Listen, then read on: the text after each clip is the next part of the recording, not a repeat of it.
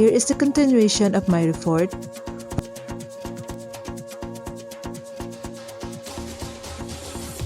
Here are some specific issues that the researcher should address after field testing. Number 1. Do the respondents seem comfortable with the questionnaire and motivated to complete it? Number 2. Are certain items confusing? Number 3. Could some items result in hostility or embarrassment to respondents? Number 4. Are the instructions clear? Number 5. How long will it take a respondents to complete the questionnaire? Number 6. Do all respondents interpret the items in the same way? Preparing the cover letter. Researchers often find it useful to mail an introductory letter to potential respondents in advance of the questionnaire. This procedure alerts the subject to the study so that he or she is not overwhelmed by the questionnaire package.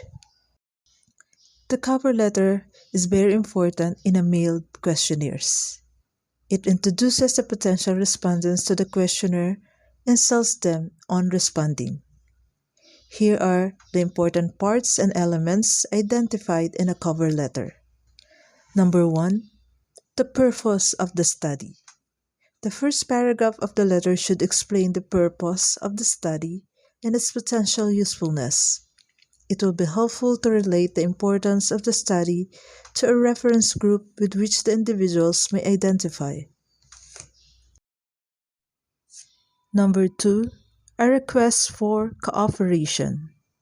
The letter should explain why the potential respondent was included in the sample and should make an appeal for the respondent's cooperation. Respondents should be made to feel they could make an important contribution to the study. Number 3. The protection provided the respondent. The letter must not only assure the respondents that their responses will be confidential, but also explain how the confidentiality will be maintained. To facilitate the follow-up procedure necessary for a high return rate, use identification numbers on the questionnaires. If there is no identification, the problem of non-response bias is compounded because there is no way to know who has responded and who has not, and follow-up procedures become very confused. If identification numbers are used, respondents must be told that the numbers are there simply to let the researcher check the respondent's name off the mailing list when the questionnaires are returned. The respondents must be assured that their names will never be placed on the questionnaires themselves. Number 4. Sponsorship of the study. The signature on the letter is important influencing the return of the questionnaire. If the study is part of a doctoral dissertation, it is helpful if a person well known to the respondents, such as the head of the university department or the dean of the college, signs or countersigns the letter. Such a signature is likely to be more effective than that of an unknown graduate student. If there is a sponsor for the study, such as a foundation or some agency mention this, use a university or agency letterhead. Number 5. Promise of results. An offer may be made to share the findings of the study with the respondents if they are interested. Tell them how to make their requests for the results.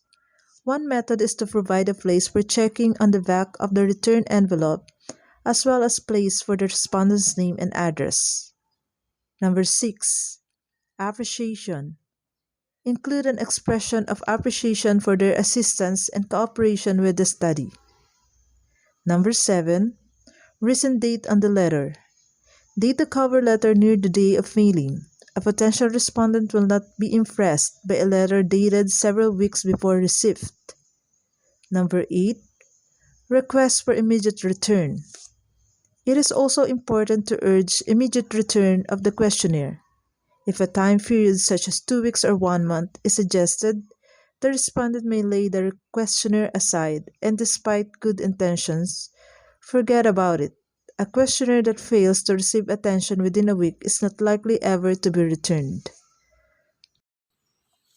Maximizing response rate from a mailed questionnaire. Here are the 4 phases on which the researcher must move the potential respondent. Number 1. Attention. The entry point to the response process is critical for maximizing the probability of a response. If we can gain the respondent's attention, then we have moved the respondents into the process and increased the likelihood that there will be a follow-up through to the end. Number 2. Intention. The next phase involves the potential respondents estimating the time and effort that must be expended to comply with the researcher's request for information and making a decision to continue with the survey. Number 3. Completion. It is the phase in which the potential respondent moves from the consideration of the survey completion process to the physical and mental activity necessary for actual survey completion. And number 4. Return. It involves putting the completed survey into a return envelope and mailing it, a relatively low-cost action compared to earlier phase of the decision process. Monetary incentive. A great deal of research has shown that a token monetary incentive consistently increases response rate. The gratuity offer can be a nickel, a dime, a quarter, or some gifts or an item. Researchers believe that the payment creates a feeling of obligation on the part of the recipient and a need to reciprocate, that is, satisfy by completing and returning the questionnaire.